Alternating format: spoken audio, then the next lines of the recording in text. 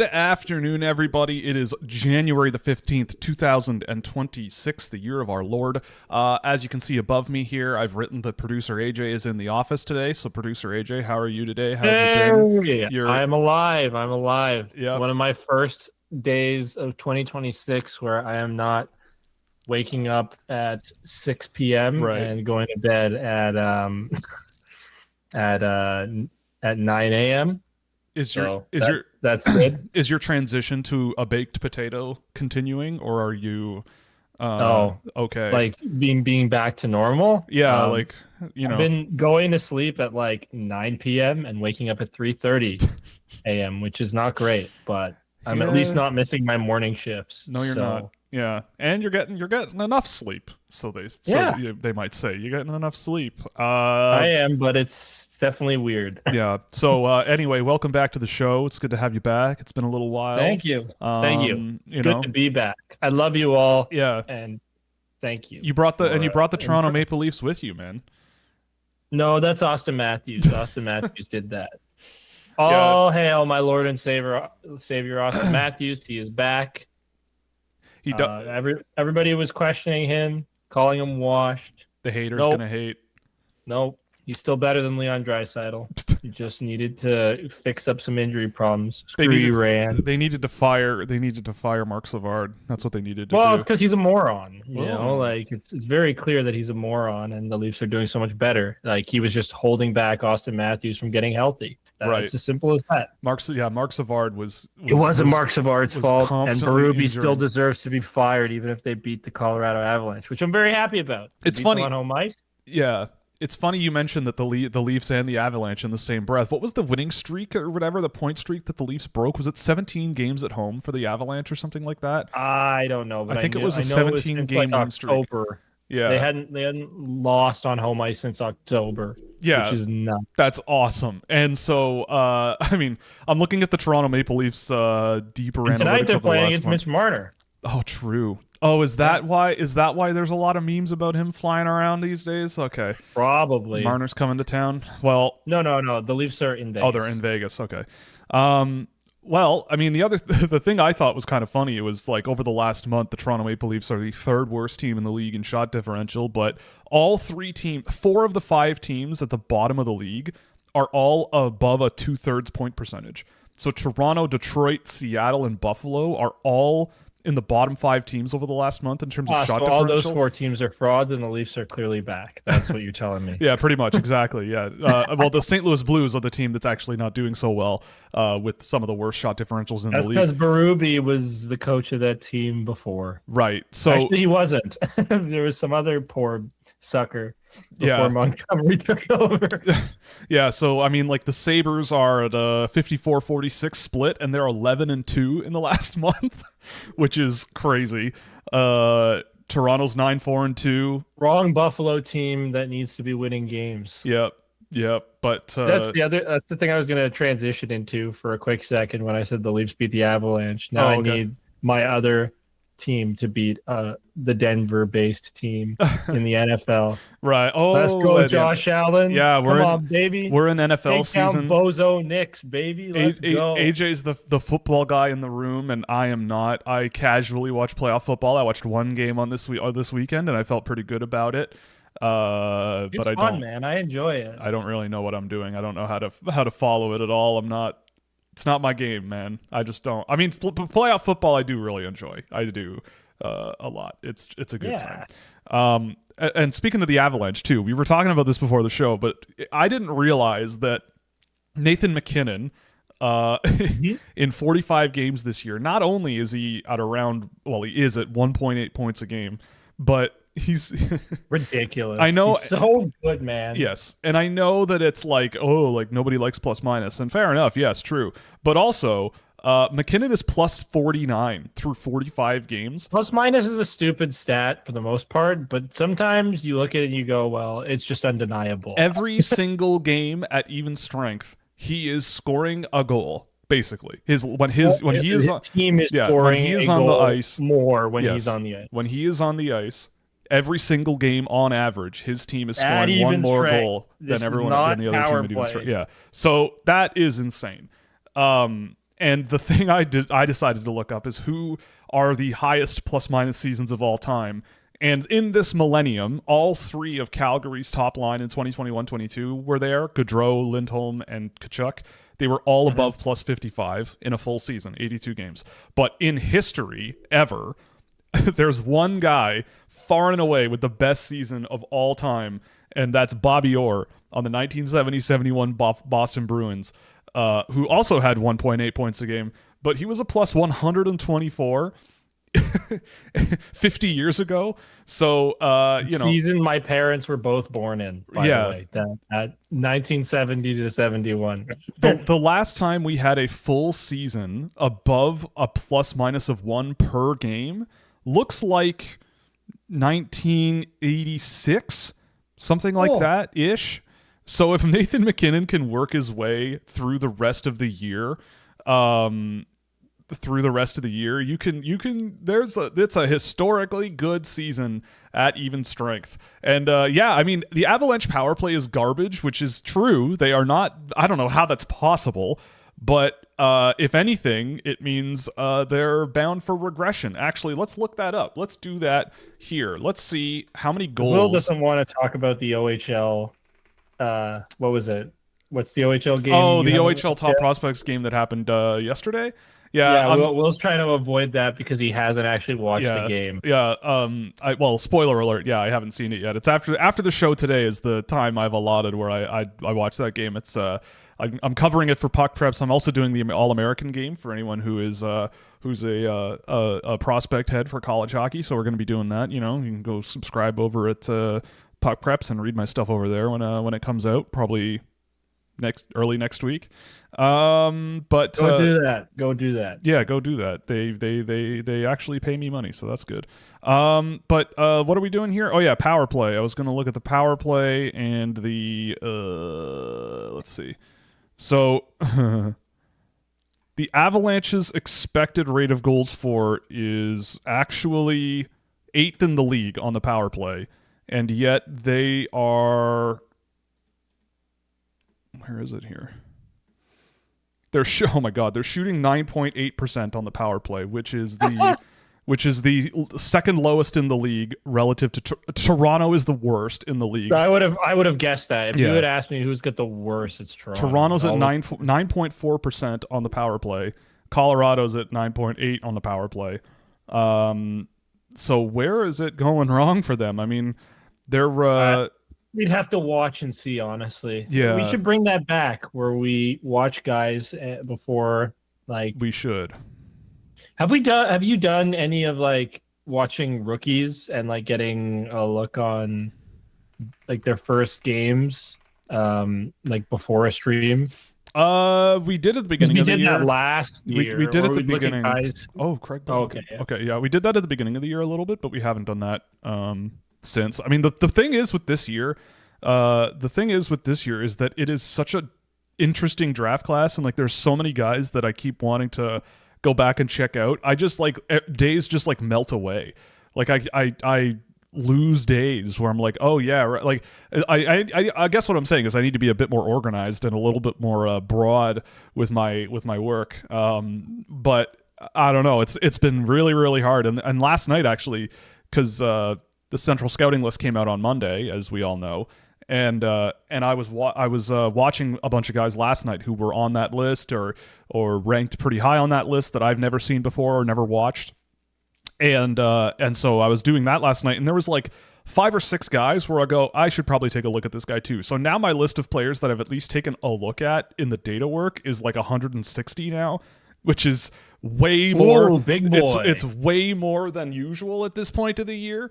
Obviously, I'm not going to keep up with 160 players all at once. I got to focus and filter down. But like, I just haven't. Like, I want to do video rooms. I want to do more reviews of NHL guys, but it's just really hard this season. It's really tough. So what you're saying is last year's draft class outside of Matthew Schaefer is poopy buns.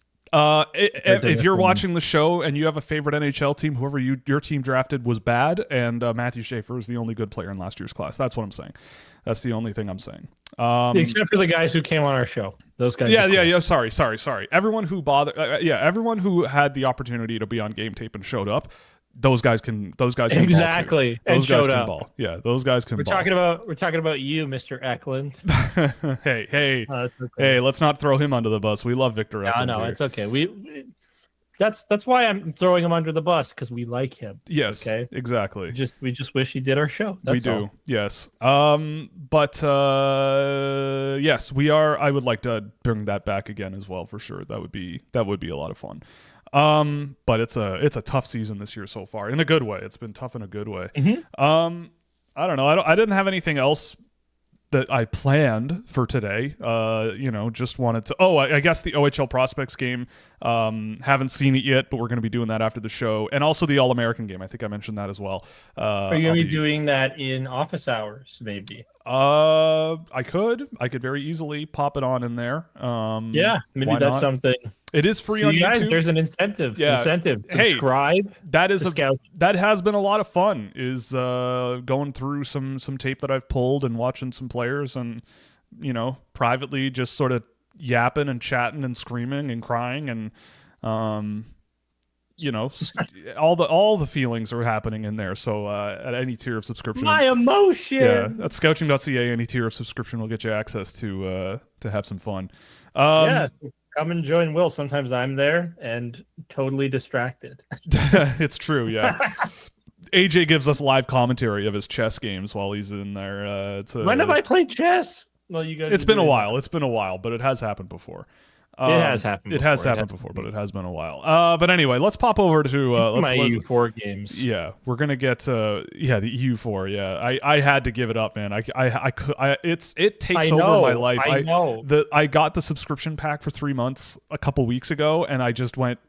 I think I've gotten to the point where it's like I can't do this anymore. Yeah, I don't think I can do this anymore. I have to limit, physically limit myself from playing the game, because otherwise I just ruin my sleep schedule. Yeah. Nowadays I'm just grinding Fortnite. That's it. Cuz it's 5 minutes a round, 10 minutes maybe, depending on how far you last usually. And then you can call it a day. And then I call it a day, yeah. Or no. Even though you have the ability to call it a day, you don't want to call it a day. And now is also the time of the year where it's like, all right, we're in full gear, we're in full send. We got to really, especially now that the CSS midterms are out and there's guys on there that you do whatever. Now's the time to really. Those got to catch up. Yeah, I am still catching up from when I went away in December. So, but we're close. We're almost there, and it's we're ready to keep moving into the future here. But anyway, we did get a question in the chat just for you. It's good to have you back. What have the Leafs done to improve in recent weeks, or is it just an expected regression? You've been watching them a lot more than me. Matthews being good again, I think. He's got 8 goals in his last 10 games or something like that. He's awesome. Austin Matthews is one of the best players in the world when he is not hurt. All right. Now, he'll never not be hurt at the start of the playoffs. That's just impossible. But regular season Austin Matthews, when he's healthy, is a godsend. I am proud. And is a top 10 at the very worst, I think, player in the NHL, and probably a top 5 player. I would also point out that I feel pretty good about the take that I think you and I both had back when the Leafs were really in the mud there. Really, I mean, we'll see what happens for the next month, right? Everything could just go back to what it was, but for the time being. And I think at the time, everybody was panicking and trade everybody. Everybody sucks. The Leafs are cooked. Everything's done.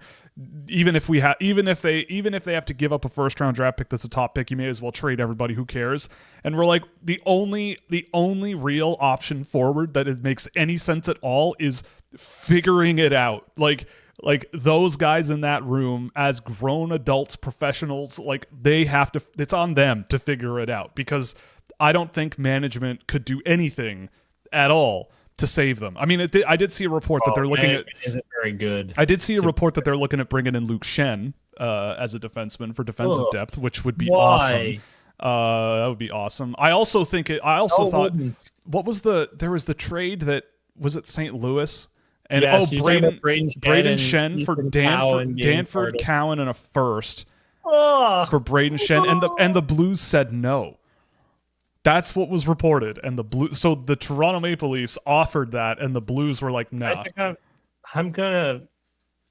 I'm going to vomit and diarrhea if that were to happen. Man. Exactly. Like, that's terrible. Yeah, it is. That's really something. I'd have pangolin flu immediately from that. Yeah. So yeah, not great. But anyway, I mean, I haven't watched any NHL in a long time, unfortunately. I've been really busy and all that stuff, so no NHL for me lately. So I'll trust. I'll watch a little bit of the Leafs, but not recently. Yeah. I kind of just exist now because having a job changes your priorities in life. It does. Trust me, I feel so inadequate coming on this show now. I'm like, what the hell do I even do anymore? Yeah, we've kind of given AJ the, I don't know what you'd call it, but I'm the honorary member now. Like, I have a legacy role. Yeah, you're the advisor to the player development department that, it's like what I do with David for the Scouching League team that that was mine, an that I informal gave advisor. up. I am, dude. Yeah. Like, I literally am the advisor to David. Yeah. Bro was about to like ruin all of his draft assets and players I got for him to try and get Cale McCart. I'm like, you could do that, or fix your goaltending and get a defenseman. It's true. So it's true. Also, I agree, Mr. Sanders, Colonel Sanders in the chat. Best part of being in the Discord is being able to know what moments are responsible for changes in the rankings. It's actually very true. I've had people go, "Well, your rankings change all the time," and in my view, it's like, well, yeah, I'm reordering things and seeing things differently all the time, and that's just the way she goes. And I just realized while on the show that I hadn't updated the rankings on the stream window. So if the keen-eyed among you will notice that it changed in the middle of the show. So this is the updated version, because that comment actually reminded me. But yeah, that is a good perk. It is a good perk. Will is fraud. Will is a fraud. Yes, yeah, that's it. I'm fraudulent. Will changes his mind all the time. Yeah. When you're a real man, you just stick to your opinions. Yeah, you put out your list in September, call it a day, and then don't show your face until June, and then just be indignant about everything. Also Colonel Sanders, I'm sorry, but no check in the mail. I don't have a checkbook actually, so unfortunately, and we don't have the American apps for sending money, so unfortunately you're out of luck. I'm sorry. I'll do what I can, but I'm sorry. Can you look at the New York Rangers roster and prospects? If you were the GM, would you rebuild or retool the roster? Oh God. Well, okay. The New York Rangers. Oh boy. So sell the franchise. I mean, like, man, what I wouldn't give to be part of a Rangers organization that is actually like rocking and rolling. The opportunity and how motivated, I'm talking about me personally, how motivated I would be to be living in New York City, Madison Square Garden, that's your home arena, right in the city, and you have a rockin' hockey team. The fact that they don't have it is such a shame. In fact, the fact that they have one of the more low vibes teams in the league is a real shame. Yeah, they're last in their division. Wow. Yeah, oh my God, they have as many goals scored as the Devils. Oh my God. Wow. Okay. Well, I mean, okay. It's bad when. Yeah. So especially in this season. So yeah, if I'm the New York Rangers roster, let's see, and I've got, I mean, their prospect pipeline here. I pulled it up. I mean, I don't think they have very much. Like in the model that I've built for tracking teams, which it's useful, but it's not the be all end all. The Rangers are sitting right in the middle of the league, right? They're right in the middle of the league, but I don't like. I see the guys who are at the top, and I've never really seen like Mikkel Eriksson as a likely NHL player, but he's scoring a ton in the Swedish Junior League. Nathan Aspinall, a lot of people are talking about him, and he's humongous, and so who knows? Maybe he'll get NHL games, but again, I don't fully expect him to be an impact guy for the Rangers. Artyom Gonchar is showing really well in the model, and I could see how he could score a lot of points in junior hockey, but I don't know about the NHL. But I remember watching him last year, thinking like it's possible with kind of how he plays, I guess. But he's a maybe for me in the tier list here. But outside of that, like Drew Fortescue might be a depth guy for them. Malcolm Spence should be maybe a bottom 6 guy for them. Like there's nobody here that I can point to and go, yeah, this guy's going to move the scales in the right direction, right? Like I just don't. That guy's exciting. Yeah, like I don't really see a whole lot of that. Like I mean, and like Scott Morrow, they seem to be not interested in giving him a good run. And I mean, he's not a perfect hockey player, but I mean, you traded a good defenseman off your team to go get him, and you're not, But Keandre Miller sucked, Will. What are you talking about? Right. He wasn't a good player at all. Right. Yeah, right. Well, I mean, look, I think if I'm the Rangers, you don't have much going for you, right? You do have draft picks. You've got 2 first-round picks this year. You've got a first next year and the first after. You haven't traded. The only thing you've traded is next year's second round pick. So that's fine. And if you're going to rebuild, like let's look at this roster up and down here. Like Panarin is as a UFA at the end of this year with a no move clause. And it seems like, and I was listening to, I think it was 32 Thoughts the other day, and they were Friedman was talking about Panarin, and Panarin apparently wants to go to a place where, like, he doesn't just want to leave for the sake of leaving. Like he wants to, if he is going to get moved, he wants to go somewhere where he's going to be comfortable and extend. And that makes it a lot tougher because the team that would be he's 34. And I think Friedman said he doesn't want a short-term deal. So you would be making a huge commitment by going out and getting an Artemi Panarin this year. And I think that it could happen, I guess. Like if I'm an opposing team's general manager and I'm in a very specific scenario, maybe I could do it and just go for it. But I don't know. I don't know if there's a trade to be made there, and it's January and we haven't heard much about anything with Panarin. I don't think Zibanejad or Miller are going anywhere. I don't see where they're going. Zibanejad is not very good. Those guys are those for years now. Those guys are. They both have no movement clauses. They both are signed at total $16.5 million until 2030. So those guys are those are your hockey. Those are your guys. They're gonna be there. I don't know any other NHL team who's gonna. Could they retire? I guess they could retire, but if you're them, why would you? They're only 32 years old. Oh, that's true. Like they'll play until the end of those contracts. Like Lafreniere, he's $7.5 million. I don't know what you're gonna get for him.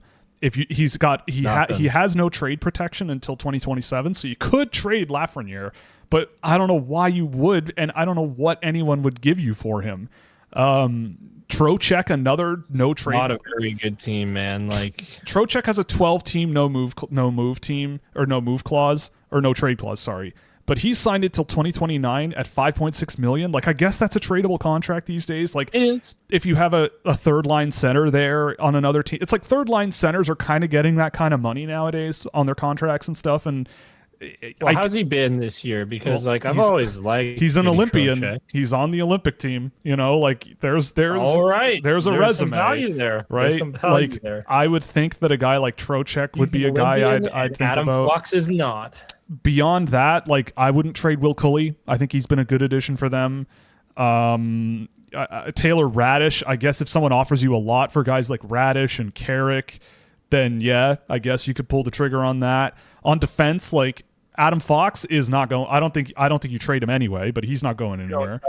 Gavrikov is signed $7 million until 2030. I like Gavrikov. So I might actually just keep him around.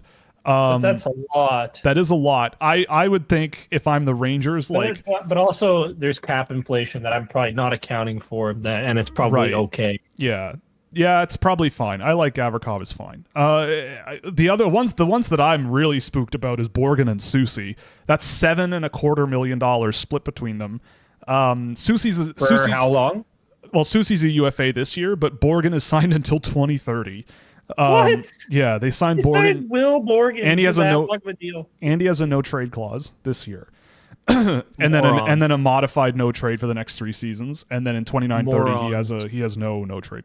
So Soucy is a guy that has a limited no trade, and that's a guy where if someone's going to offer you something for him, I would do that. Like, to me, we've spent a long time on this, so I don't want to go on forever, but like, to me, I would have to think that you try to make something happen if you're going to blow it up, which I think the Rangers might need to do.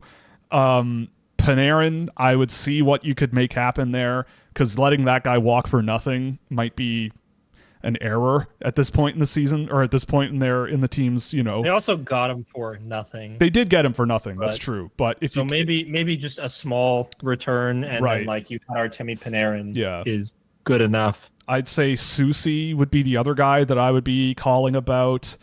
But other than, if someone wants to offer you a bunch or more than you think for guys like Radish or Carrick, like Sam Carrick is one of those guys where, like, I forget that he's still in the NHL, and I feel like he's played like 1,000 games, and I go, how this guy just kind of hangs around everywhere he goes, and he's one of those guys. It's weird. Yeah, he's one of those weird guys where you're like, really, like, he's playing, and I guess, like, if you can crash and bang and do, you're a good guy. You're a good guy. Good dude, crash and bang. And I think if you're the Rangers, like, you've drafted, I'd say, mediocrely. Like, there's not much coming down the pipe that's going to rescue them, and their top draft picks over the years have, by and large, been bit of a question mark. Complete failures in a lot of ways. I don't know. Look, if I were running the Rangers, oh my God, look at this losing streak they're on. 8-4 to the Senators last night. Awesome, bro. Oh my God. That's not good. That's not cool. You got to beat the Senators, but the rest of it, that's awesome. It's crazy. So I guess what I'm saying, we were also on this trend, or like ahead of the curve with them. Oh yeah, as like being terrible. We didn't believe it during the President's Trophy year, man. Like, that team was bad. Oh yeah, they have Igor Shesterkin signed until 2033 at $11.5 million, no move clause. Like, the Rangers he's also had a terrible team in front of him. Well, that's exactly. Igor has died because of the workload he has. Sure, man. Like, and you can't move that, but you don't, right? Like, it's Shesterkin. If he's on, he's on. So that's not the end of the world. But I don't think we're in favor of full rebuild. Like, I would want to keep Adam Fox and Igor Shesterkin. I functionally don't believe it's possible to do a full rebuild. Like, the guys who are making the most amount of money, by and large, are not tradable. Zibanejad, Miller, Shesterkin, Fox, Gavrikov, like, those guys are not going anywhere. I don't know. Unless you eat a bunch of money, or you buy no reason to. No reason to. And so, but try and be as competitive as you can be with those guys. And I say that like you're gonna lose. Like, I guess. Still try and like. I'm a big believer in. You still try and win games even though you're losing. Well, because then if you don't, you end up like the Buffalo Sabres and don't make the playoffs for 15 years because you have no winner, like no guys who know how to win NHL games. Right. Like, you still want to be somewhat competitive even if you suck, because look at it. Like, a lot of times you end up, there are good players to be had later in the draft. Like, even if you get the 5th overall pick, Ivan Demidov might be there, like it's not necessarily going to be like there's always good players to be had, even in the mid first round. Yeah, I agree. I think that's the only path forward. Like, I think that's the only way you go forward. And yes, I know a team would actually take Igor Shesterkin. I'm not saying they wouldn't. I'm just saying that, like, it's a lot of money for a long time. Edmonton Oilers, please. Yeah, the Oilers. Please. Yeah. Please. But yeah, like, they it's not like they have nothing, but their depth has done nothing for them. Like, their quote unquote star players are kind of bad. Yeah, like they're over the hill, And so, like, to me, I would think that, like, guys like Trocheck, Radish, I guess Panarin, if you can make something happen. You can make something happen with Panarin. And Susie would be the guys that I'd be looking to. Panarin you could do a rental deal with even, and then he could find somewhere else to go. Yeah, and then I think you just have to go hard on making every dollar count in your free agency, right? Like they should. Artemi Panarin to the Colorado Avalanche for a year. That'd be hilarious. For the rest of the year, yeah. That'd be sick. That would actually. be sick. That'd be. That'll fix your power play. We'll see. Can they even make that happen? How much cap space do they? Well, they might. Remember, cap space ticks down too as the year goes on. It does. So it's possible. It's very possible that they could make it work. Damn. Well, we'll see what happens, but it's a tough spot for the Rangers. It's a really, really tough spot. But at least they have first-round picks. You know, they got 4 in the next 3 years, and maybe they'll have more. Yeah. In your mind, how long should an NHL coach to turn around a roster or a GM? I mean, it depends, I think. It depends on the expectation, right? Like, if you hire a coach like Martin St. Louis, and then a year in, you're like, why do we still suck?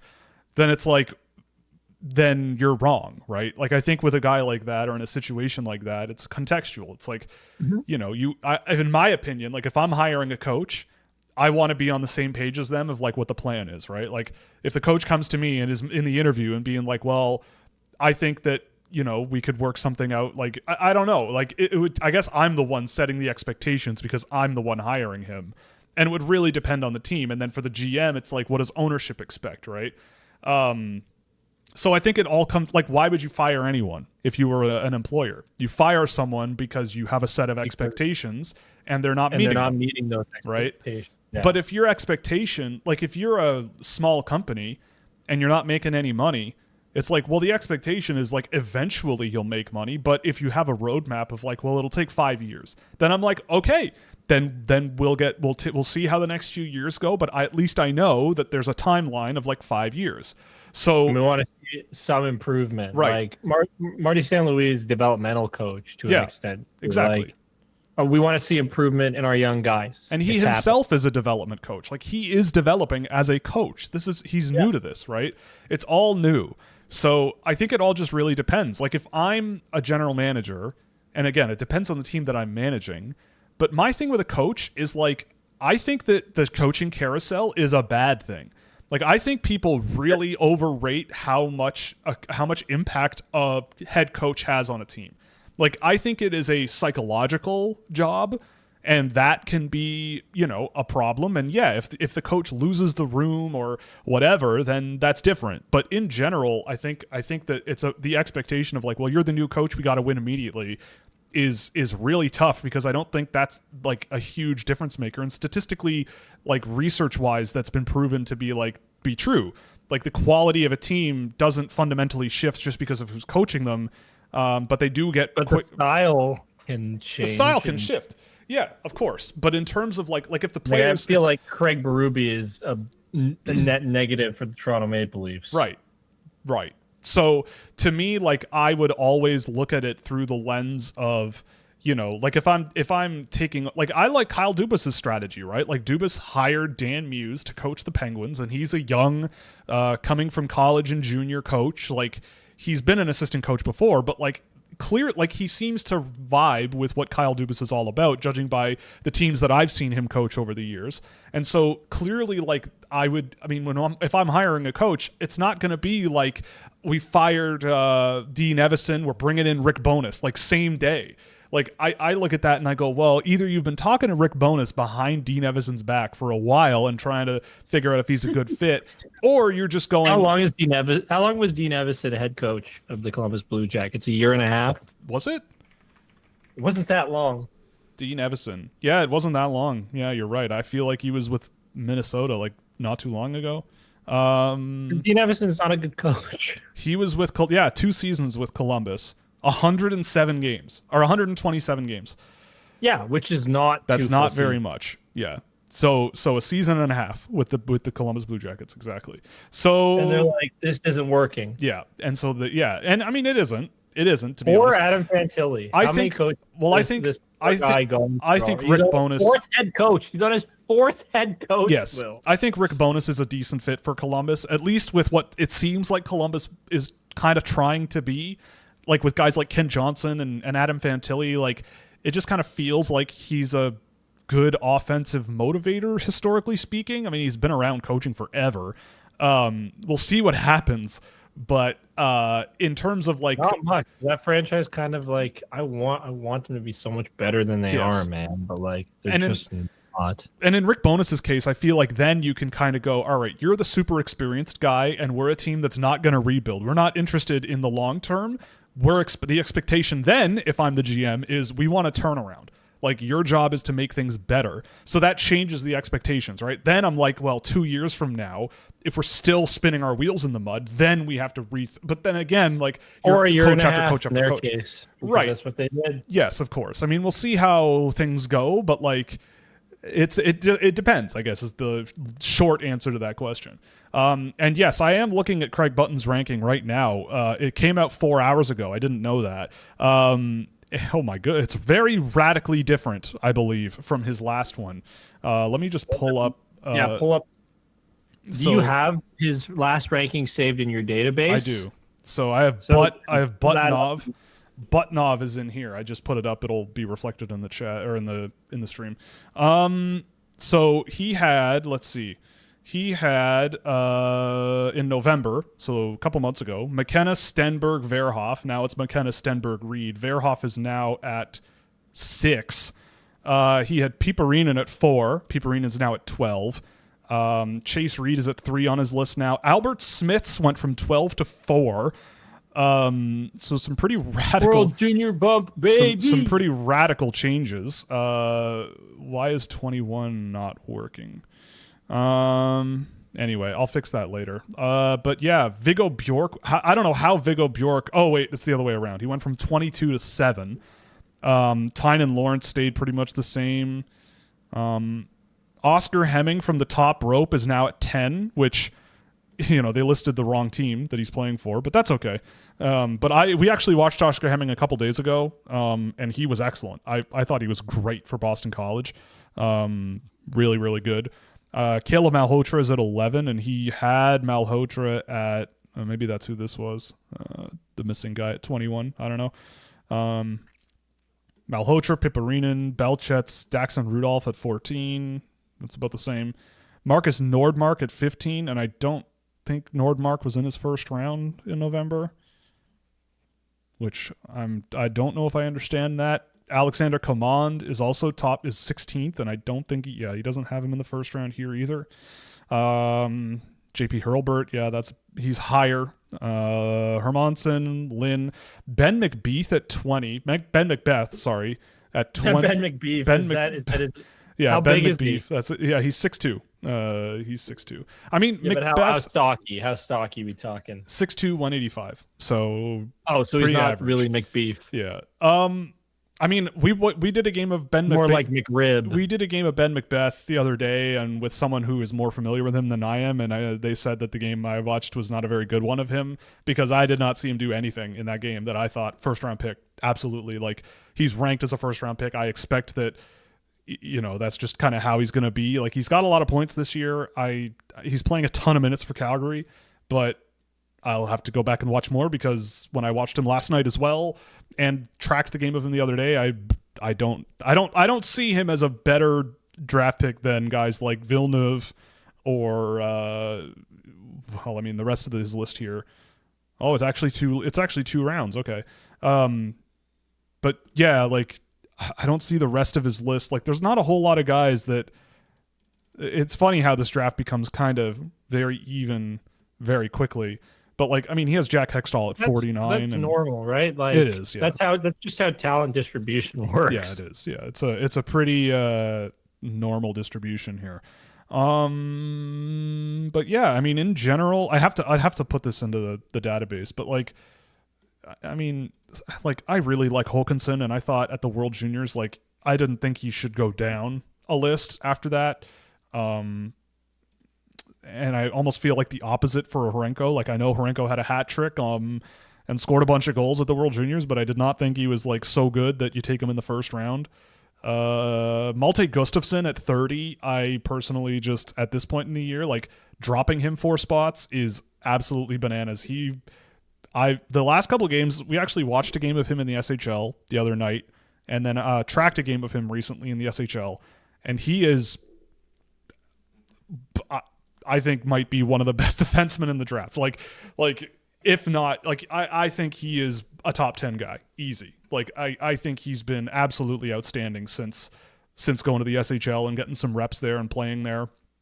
And I don't know how you drop him down the list that many spots, but such is life, I suppose. It's the way she goes. But yeah, and like Liam Ruck at 22, because I saw Liam Ruck on Central Scouting list ranked pretty high, so I went and did a game of him the other day, and I don't really see it. I think he's a very, very smart, clever passer. I could see him being a massive, massive WHL scorer. But the NHL, for a guy like him, I don't know. Maybe there's enough of like a hockey mind and passing ability to make something work, like in the middle of a lineup somewhere, just sort of playing off of faster, more physical guys. But I don't know. I don't know if he has the profile that I'm looking at in the first round. But I mean, yeah, I mean, it's a very drastic departure from what he had. I think is the interesting bit. So I'll update that later today in the database, because good find. I didn't see that. And he also has Thomas Galvis ranked. I should also mention that too. Thomas Galvis is the flavor of the week. Sportsnet had him at 32, which is awesome. That's hilarious. But Galvis at 54 for Button. What do we got here? If Suvanto was 5'11", would he still be a first rounder? Probably not. Maybe. But the thing with Suvanto is like his size and strength kind of make him way less useful if he was smaller, because he isn't the quickest guy in the world and whatever. Like my thing with Suvanto is it's about his puck protection, his like, you know, if he's 5'11" and slow and kind of strong on his feet, like that's one thing. But in terms of the NHL, I'd be a little more doubtful. But he's also very young. Like if he ends up 6'4", you know, something like that by the time he's 23, which is possible, and he's like 220 something pounds, then like, yeah, I think he'd be fine. But if he's 5'11" and he tops out at like 6'1", you know, then that's a little bit of a different story. And I know I'm the size doesn't matter too much guy, but for a guy like him specifically, like I think it would make a difference. Why is Oliver Ekman-Larsson the greatest Leaf of all time, AJ? Why is that? He's gone. He left. He's not listening. Oh, okay. Well, I guess he went to go to the bathroom or something. Gleb Pugachev or Ethan Belchetz. You know what, Mark? That's our Gleb Pugachev truther. Puga. Yeah, Pugachev. Oh, you're back. Hello. Well, yeah, sorry. I went to the bathroom. I knew it. I called it. Yes, I knew it. Someone asked why OEL was the greatest Leaf of all time. I think you could figure out who asked that.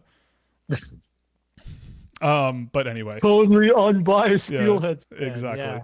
Pugachev. Totally biased. Yeah. I was going to say what I think might be a curse word. I don't think it's that bad, though. I was going to say totally biased bastard. Oh, yes. I think that's not that bad. Technically, it is a word that means a thing.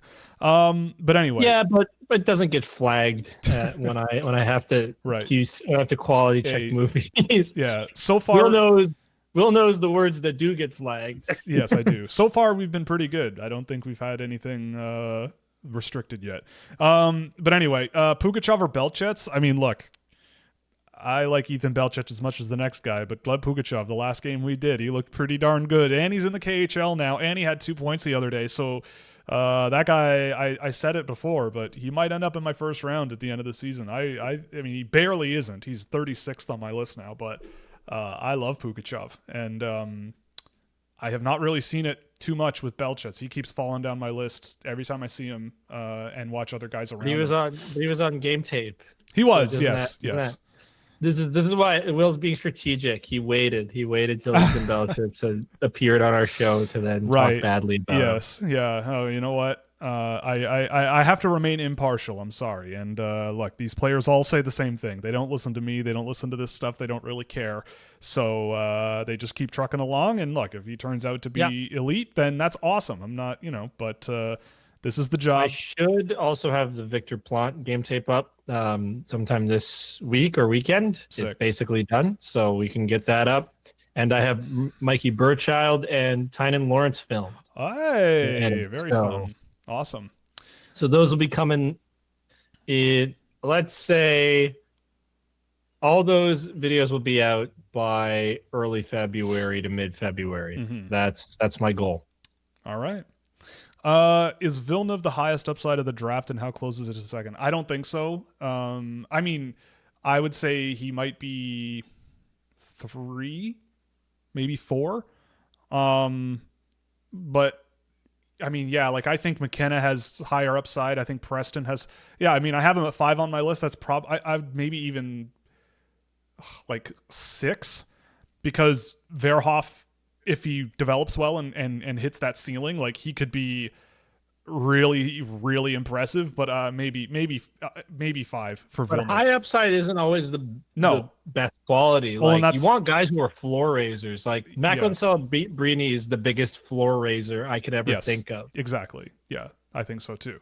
But yeah, I mean, like with Villeneuve, like I think there is risk with Xavier Villeneuve. Like I think it's overblown publicly, but I think that Villeneuve is a guy who I did a game of him yesterday, and I definitely saw the things that are really impressive about him, and I saw more stuff that's really frustrating about him that I thought had gone away after watching him a bunch of times early this year. Like, I don't know if he was thinking about the presents that Santa brought him. It was like a Boxing Day game, I think. I don't know if he just had an off game, but there was a lot of just really risky turnovers and a lot of really questionable lack of sort of an offensive threat and not really a whole lot of structure to his game, which kind of spooks me a little bit about a guy like that. But at the same time, you still saw that like explosiveness, the skating ability, the skill level, the stick first defending that was pretty good most of the time. The back half of that game was significantly better than the front half, and he still had some really huge offensive generation numbers and generating offense for everyone on his line. But in terms of upside, a floor raising thing. Yes, it is. It is. But I'd say like if Gavin McKenna hits his upside, then he should be the number 1 guy. If Preston hits his upside, I could see him being an extraordinarily good NHLer. Tynan Lawrence, I think, has an extremely high floor. And if things develop well, then and Stenberg as well. Like I think it's pretty close, but I would have Villeneuve at right where he is on my list, because I try to go off of like, if I believe in the guy, where do I think they're going to end up if things go well type in terms of what I value as a player. But Will, I think we got to go back to one of the most crucial parts of what you were talking about. Game's on the 26th, okay? That's World Juniors Day. Nothing else matters that day. True. All right? Like he was thinking about watching the games at home. Exactly. I would play terribly if I knew I was missing out on World Junior Day, so it's as simple as that. Yeah. We have excuses ready to go for our guys at Scouching. Right. Apparently the Blues said no because Braden wanted to be in Toronto with Luke. Well, that doesn't make sense, but okay, whatever. What do you think the likelihood Caleb Malhotra can develop into a higher ceiling than his current projection? Well, it's not 0. His ranking in Central Scouting really surprised me, makes me think teams will draft him too high. I mean, this happens every year, right? And it happens every year where guys are ranked really, really, really high, and I don't see it. The NHL sees things very differently from me, and those are the guys that I end up watching the most, because I go, maybe I'm missing something, and I just keep going back to the well over and over and over again, and I just don't. And with Malhotra, like, I know I'm not alone in this world that I've built amongst our faithful subscribers. By the way, you can go to scouching.ca/subscribe, but we all, I think, see that there are.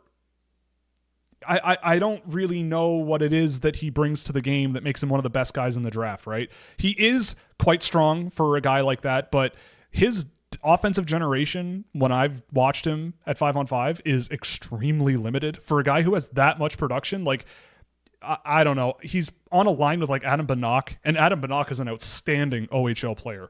And I think he benefits from that. I think he's got some okay speed and open ice. Like if a defenseman leaves him the puck below the goal line and he's the one running the rush up the ice, like he does the whole like fake one way, go the other way type thing. And if you're really, really interested in guys who try to trick defenders by going one way and then going the other way, then great. You know, that's a thing that he does. He pulls pucks around guys that are pressuring him and makes plays okay. But in terms of overall impact on the game and offensive generation and all that, I see him as more of a procedural, fine, physical, maybe third line center in the NHL. Like I think he's a lot like his dad. You know, his dad was an excellent scorer in the junior level. He was a top 10 pick, but he was a third line NHL center, you know, a role player. And I think Caleb is kind of similar. He's got some interesting skill, but not at full speed. I think his quickness is not great, and like closing gaps defensively and getting good defensive results, truly good defensive results, pretty mixed, I would say. Like he's in my first round, like he's a top 32 guy for me, I guess, but I'm not expecting him to be like top tier guy, right? Like, and I look at him and I think back to guys like Caleb Desnoyers last year, the Caleb last year.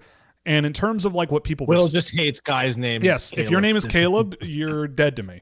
But like those, like he kind of, I liked Desnoyers more than I liked Malhotra, and I had Desnoyers quite a bit higher than I have Malhotra. But in terms of like their overall sort of style of play and their impact on the game, shift by shift, and at 5-on-5, like it just feels.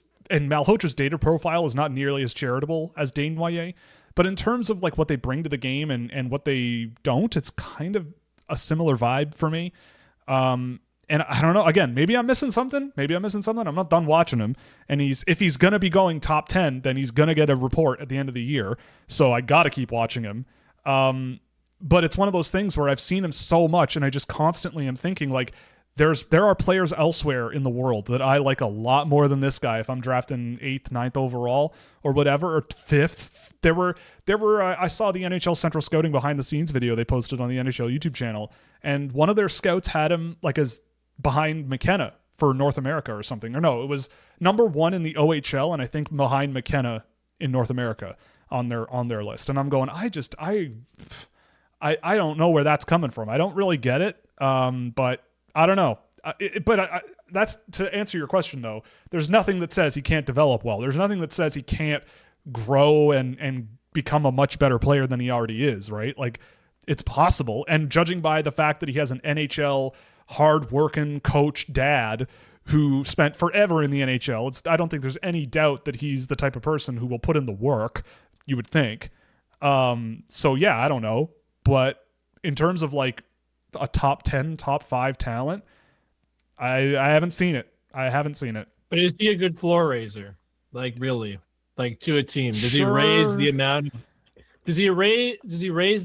of wins that comes to a team, do you think? Like I don't know. Does he raise a team's win count by 1 win or 2 wins a year? I don't know. Man. I don't know. If you don't know, then the answer is probably no. Yeah, like I just think he just has a long way to go to look like a top 5. Like if Ivan Demidov is a 5th overall draft pick in the NHL and Caleb Malhotra is 2, then I feel like he has a long way to catch up to the type of value that he brings, right? Like I don't know. Again, like I go by the numbers and I've done a bunch of games of him at this point, and every single one he has not really generated a whole lot of offense. He has defensively kind of struggled. And it's one of those things where you watch more and more interactions that he's involved in, and it just doesn't go his way really. And but he is big. I saw him throw a nice reverse hit, and like if you're interested in that, like man style hockey, then I guess he does bring that from time to time, and he does have some hands and some good skill in tight and all that stuff. But I don't know. I'll keep watching him, but I think that it's getting a little nutty. Life's pretty good when the Rangers are a low vibes team. Well, that makes sense. You have a profile picture of an infant in an Islanders jersey. But look, I'm just saying, if I woke up every morning and went to work at Madison Square Garden and had fans filling the seats and that team was actually good and they were full of guys that I love, I feel like it would be a good life. I love New York, and I feel like that would be a pretty good way to live. And James Dolan would ruin James all Dolan. your plans. James Dolan's not hiring me. There's no way he's hiring me. I don't think. I mean, maybe if he's out there watching the show, give me a ring. I'm happy to pack my bags and I'll take over your terrible team. I'll take over the Rangers. Don't get in our way. Yeah, just don't get in my way. Dougie Hamilton for Artemi Panarin. I mean, maybe, but maybe. Why? Yeah, why? Why would the Rangers do Why? that? The Rangers have had so many offensive defensemen that they just bulldoze into the minors or bulldoze down the lineup. So I don't know.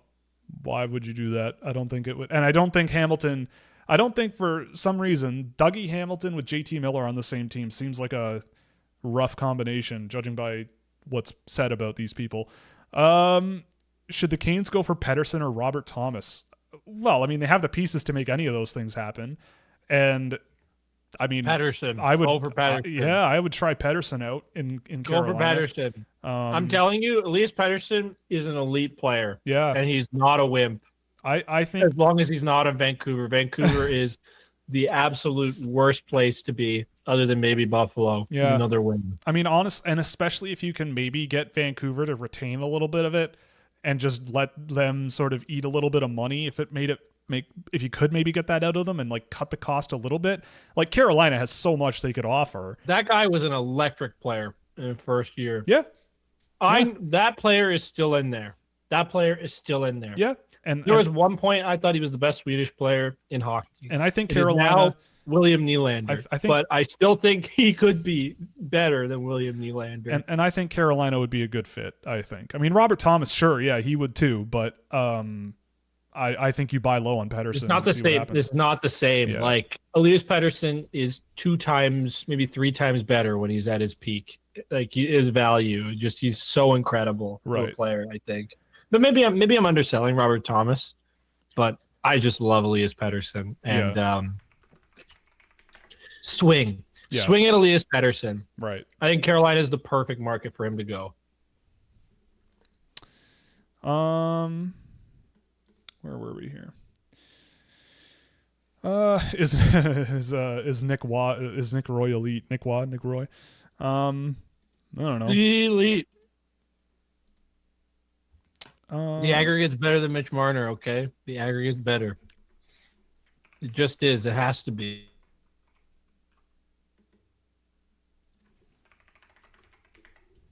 Oh, that's who. Okay. I know I'm not plugged into the public world since deleting Twitter. Good for you. But I'm shocked to see Quinn McKenzie never ranked and he didn't get invited to the OHL showcase. What am I missing here? I don't know. I don't know who this is. But I'll check him out because I know your name and I trust you. Another thing is that Wilson's game is less reliant on physicality than it used to be. Is more so. Oh, Tom Wilson. Okay. If Columbus picks in the top 10, who do you think they should go after? Bjork or a right-handed defenseman? Well, so Columbus is one of these teams that's drafted a lot, and they have a little bit of a lot, and like they just drafted a goalie and a defenseman in the first round, and the defenseman they took was Jackson Smith. So yeah, like if we're talking top 10, I mean, if a Tynan Lawrence is available, that's the guy I might get if I'm Columbus, because they, again, like their center depth is a bit of a question mark long term, and I'm looking up and down their list. I don't see a single guy in here who I could see being a good NHL center. Maybe Caden Lindstrom, but at this point, I don't know what's going on with him. Maybe. No, Owen Griffin is like 5'10" or something. Like I don't see that happening. And I don't. Maybe him, but I doubt it. I don't know. I don't really see it. They have a lot of defensemen. Like they've drafted, and this is the thing too, right? Like Columbus has kind of made their bed already, drafting all these defensemen, right? They've got They've got Jackson Smith. They drafted him last year, but like Denton Matejchuk is in the NHL now. They drafted Charlie Elick top 40. They had Malte Voss top 20 and drafted him. They've drafted elite player Corson Kuhlmans from 2020. They got Corson Kuhlmans in there too, but I think he's done. Same thing with like Svozil. So I think that if you're Columbus, it's like I don't see a ton left in the chamber here. They have some good guys who I think could be good wingers. I really like Whitelaw still, and he's having a good year in college. Owen Griffin, I kind of like. Luca Del Belbeluz is having a really good year in the AHL. So they've got like the wing kind of sorted out, I guess, but those guys haven't proven themselves yet. So you could kind of get a little bit of whatever you want. But if it were me and Tyden and Lawrence were available, because it seems like Tyden Lawrence is nowhere near where I have him on people's lists, right? Like Central Scouting had him 7th or something in North America, which implies like a mid first round draft pick, which to me, especially after seeing him play with Boston University, I think that if you can get a guy like that up the middle of your ice, a natural center like that who plays like that, that would be a huge boost to Columbus based on what they've got on the roster. And there aren't that many great centers this year, and he is one of them, probably the best one in my book. So if you could get that, then great. And do I think Bjork is a center or wing? I mean, realistically speaking, I think he's a winger. I think in the NHL, I think you'd be hard pressed to find a coach that would play him at center, but I would try it. I would try it. I think he is smart enough. I think he is skilled enough. I think he is smart enough off the puck. He's not a super physical guy, but he's not physical. And I think with Bjork, like the only concern for me is like the ability to get up and down the ice and really skate with the best in the world, which as a center you kind of should be able to do. But so realistically, I feel like he's a winger, but I would try it. I would see how it goes and see how it flies. And if it doesn't, then it doesn't. And I think he could be an excellent winger in a top William 6. Nylander experiment time. Sure. Yeah, exactly. But and I agree. Like Fantilli, Lawrence, Lindstrom as your 1, 2, 3, I think is an excellent trio to have. And maybe you sign some other guy who's more experienced to round it out. Then Boone Jenner, come on, Captain. Yeah, Boone Jenner. keep him till 2040. He's like Mika Zibanejad. Yeah. But I mean, that's the thing about drafting this year is like, especially if you draft in the top. I mean, honestly, like from what I've seen in the last few days, if you draft anywhere in the top 12, you're gonna. I think I think when you look at everyone up until maybe Jack Hextall on my list, and maybe even Hextall and Hemming, those are all really good players that I've really, really liked this year. Especially up to Håkansson. Like all of those guys, I feel relatively confident that they'll be impactful players.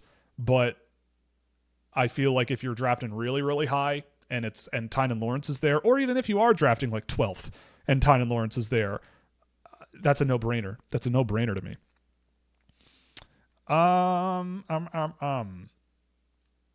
Is Nick Roy a good comp for Oliver Suvanto? Maybe. I don't know. I'm trying to think of like who's Will gives up.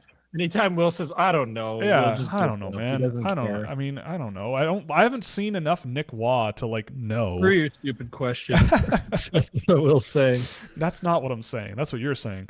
Oliver Suvanto, though, like in the NHL, I mean, I'm trying to think of who he reminds, but he is kind of that archetype of guy.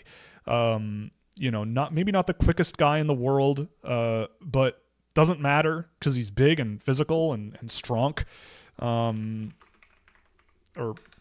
me see. Just pull up an NHL list here of NHL centers who are big. Like, I don't know. Austin Matthews. NHL, big. yeah, he's Austin. There you go. He's Austin Matthews. There, that's it. All right, NHL centers who are over, let's say, 6'3", because we'll assume that Suvanto will be that height or taller. I don't think he's going to score a ton. Yeah, maybe you're looking at a...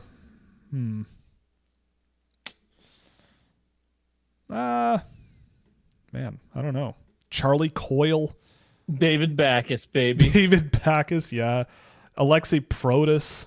He's 6'3", 215. David Backus. Pavel Zacha, maybe. Someone like that. Like a guy who, in a pinch, can play in your top six, but probably a really good third-line center on a really good team. David Backus is 41 years old. What's he doing? Nuts. What's he doing these days? I don't know. Oh, I think he's retired. He is retired. Yeah, he's retired. Let's see. What is he doing these days? What's David Backus up to in 2026? I don't see a team staff, so it doesn't look like he's in the working in So the he's NHL. a failure. Oh my goodness. All right. AJ joined the show again and shows violence. What? No, I don't care.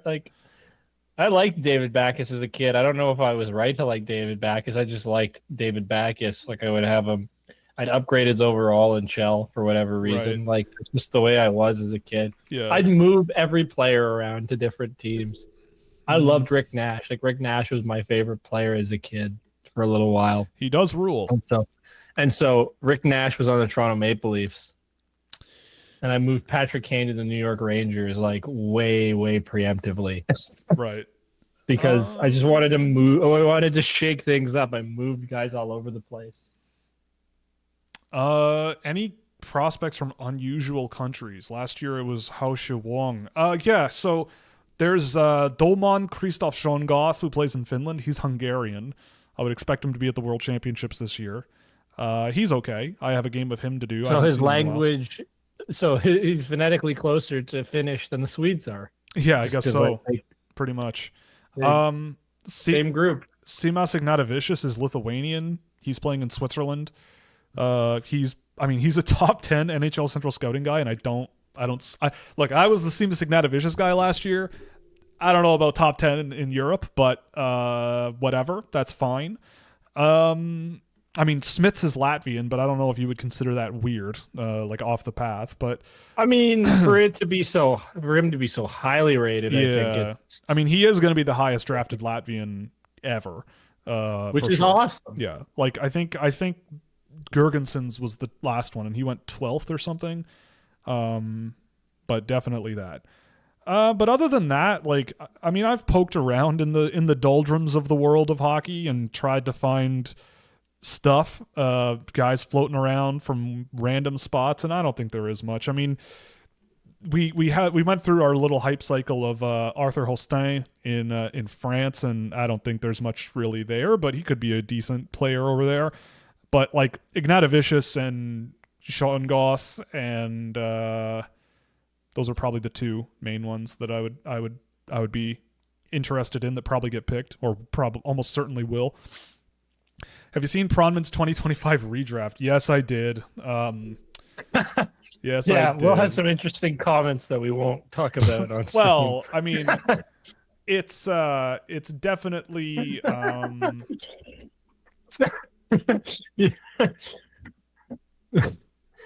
was just really funny what you said. It is very interesting.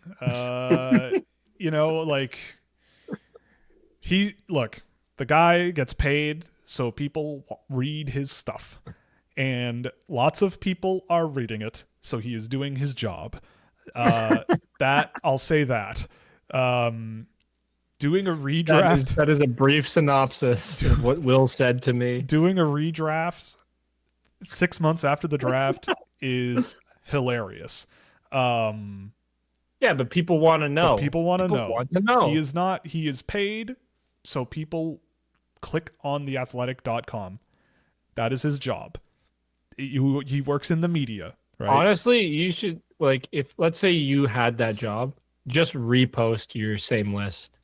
Oh, and people absolutely. will still lose their mind. I'd be getting more traffic than everybody on that site combined, probably. And if I really didn't care, what is this moron talking about? He's so dumb. If I really didn't care, I would just make it even more clickbaity. I'd go even crazier. Just reverse the list. Yeah, entirely. reverse the list. Gavin McKenna at 86. Whatever. But I don't know. I did see it, but I don't really care. Because it's just it's just Matthew content. Schaefer's your last ranked player, and Yeah. then you have your watch list guys number one. Yeah, like it's content slop, like it's content slop to get people to talk, and that's fine. And what are we doing? We're talking. Yeah, exactly, about it. and we're talking about it. But like, do I agree with the takes in it? I don't even know. Like, I don't know. I mean, the answer I guess is no. But like, I don't know. It's like, what are you supposed to say? I don't know. It's the way she goes, right? This is the world of the media. Look, you need a couple of years out to judge a draft class, unless you're Joel Henderson calling Fabian Lascelles the biggest bust ever. Right. In which case, screw you, Joel. I love you, but screw you. Yeah, I mean, you've got. I mean, I always go. Look. The way I see stuff like this is, I could not care less about a redraft, because the draft is only one step of a process, and after the draft happens, it's up to the teams. Like, I think that looking at the draft last year, I can definitely look at guys and go, I wouldn't have picked that guy there. I wouldn't have picked that guy there. I wouldn't have picked that guy there. And if at the end of the day I'm wrong, then I'm wrong. But at that point, I can kind of at least look at it and go, well, yeah, I probably wouldn't have picked that guy there. Yeah, like that's a fair read. But like, think about it as like a fantasy draft, right? Like when I go into fantasy drafts, and I do a lot of them, like even football or hockey, my top end guys, I'm just hoping for guys. Like, I'm not trying to get, even like, let's say I have the first overall pick. It's hard to hit the number one player, even with the first overall pick. yeah. So like, I'm just hoping that I get a guy who's in the top 5 with my first overall pick, and then like, once I get into the later rounds, that's where I'm like, okay, I want to get a value guy, a guy who's like 10 spots ahead of this now. Like, that's what I'm hoping for. I just want to hit like your top end picks. You want high floors. That's kind of the way to aim. You don't want to end up with egg on your face when you draft somebody super high. And I learned that lesson from taking Fabian Lascelles second overall. Right, exactly. So you want to aim for like floor raising players, guys who make your floor really high to start with. And as you continue to go along, like in fantasy drafts, like the 7th round, that's where I'm really aiming. Yeah. For guys. Well, the other thing too is, like, I guess my bigger point from earlier is like,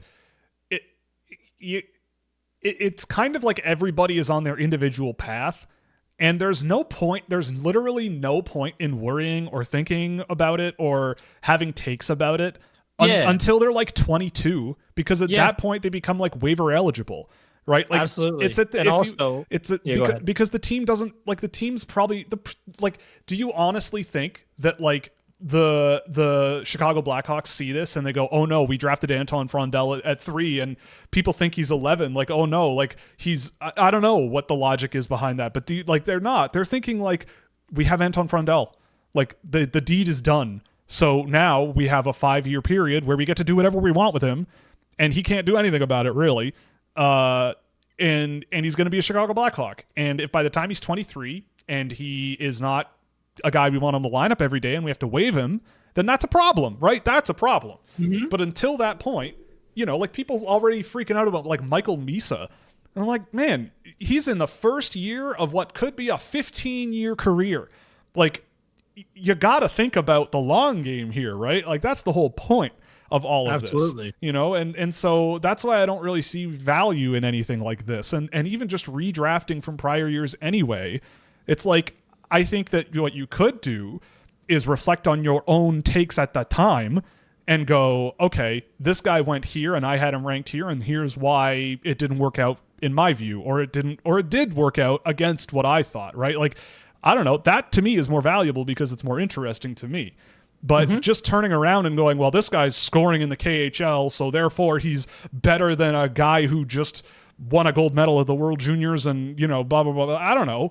Like, whatever you want to call it. But the point is, I don't really, No, I know what you're saying. And going back to my point about fantasy drafts and like actual drafts, like the first 30 players, 30 to 40 players are guys, like, in fantasy drafts are guys where I'm like trying to hit the higher floor, right?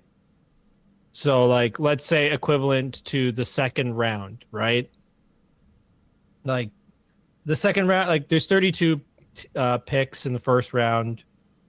So then you get to pick 33 in the second round, and like in the 40s range, like mid 30s onwards, you're trying to aim for good value, really, I think.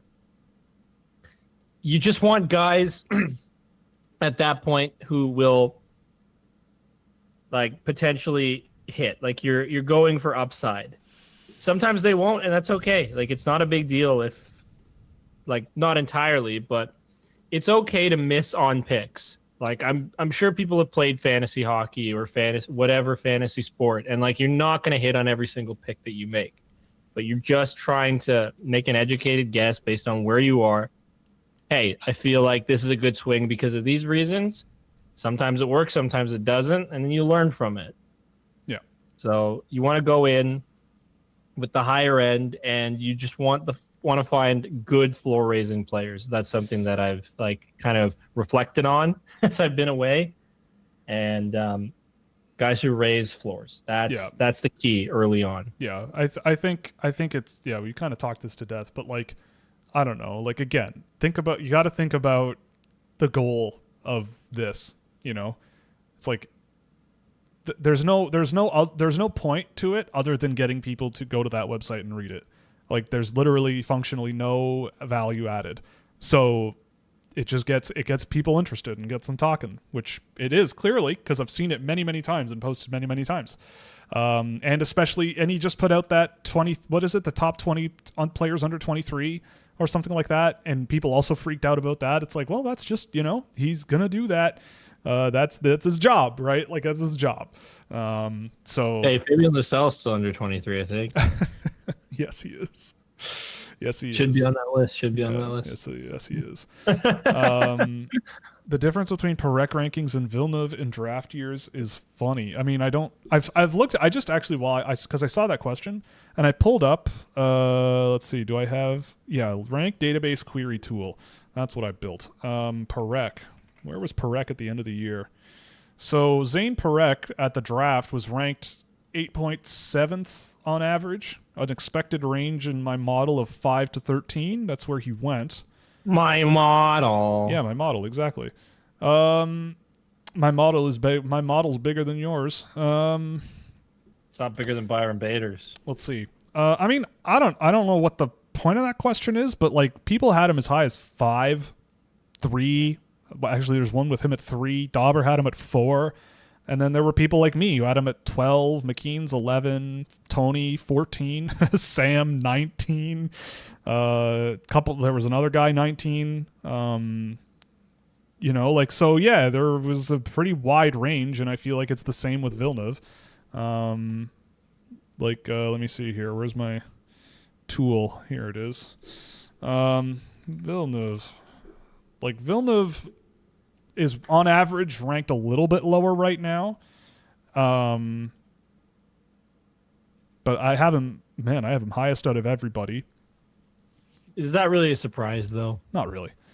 But I mean, I guess there are some sources that have him like in the 10 through 20, which I guess makes sense. But his range in my little model here is 7 to 18. So it's a little bit lower than Perec. And I mean, look, Perec is bigger. So there you go. That's why. He's bigger, he's better. Simple as that. But pretty much in line. Thoughts on Ethan Wittenbach? He's tearing up college. You have a player comp. Oh boy. I mean, yes, he's tearing up college hockey. I like Ethan.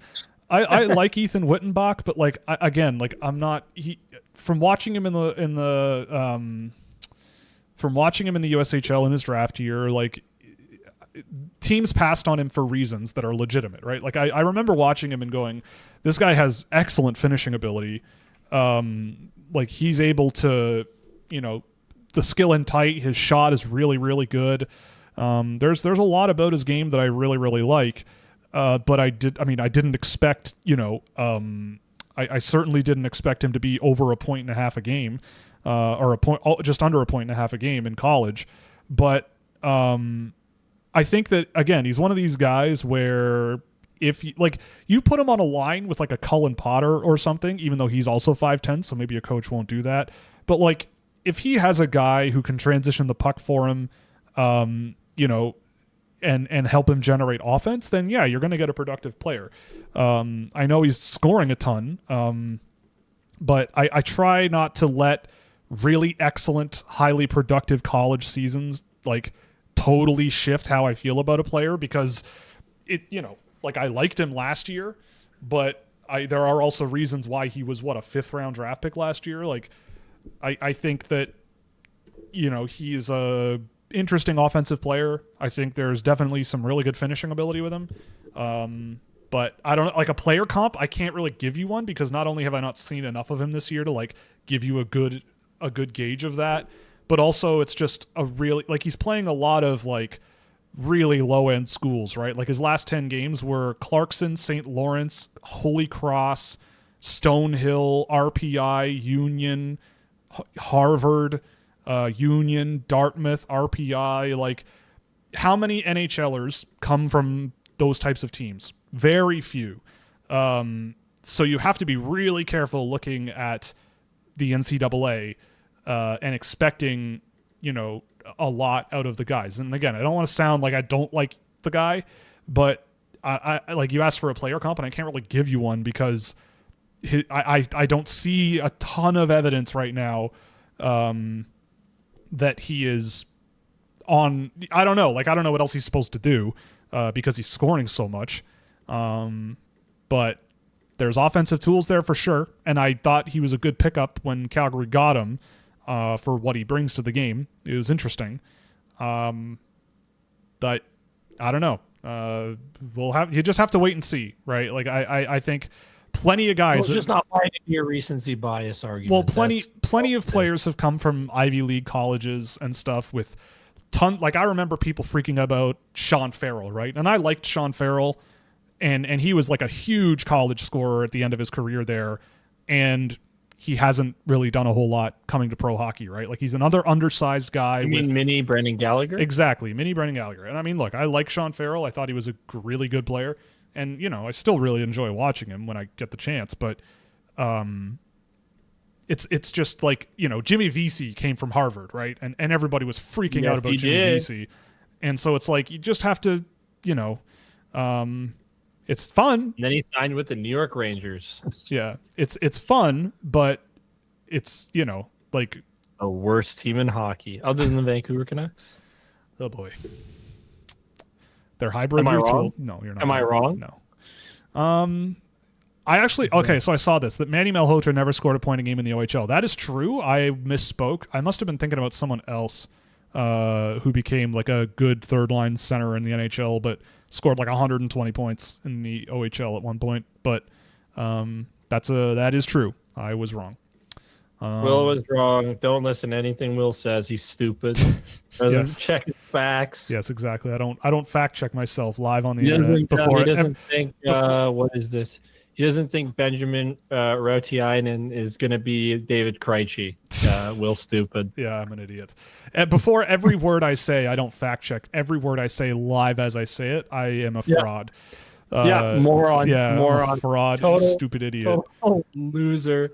Idiot. Nobody. Yeah, exactly. But I mean, my point about Caleb still remains the same. Is like I still feel like Malhotra. Will still hates them all. If you like him, I don't like him. No, I'm kidding. He'll get a report. We'll watch plenty more of him before the end of the year. But I don't see we'll a top hate him the entire time. Okay, no, you don't need to be spoiling it that bad here. I'm kidding, by the way. That is a joke.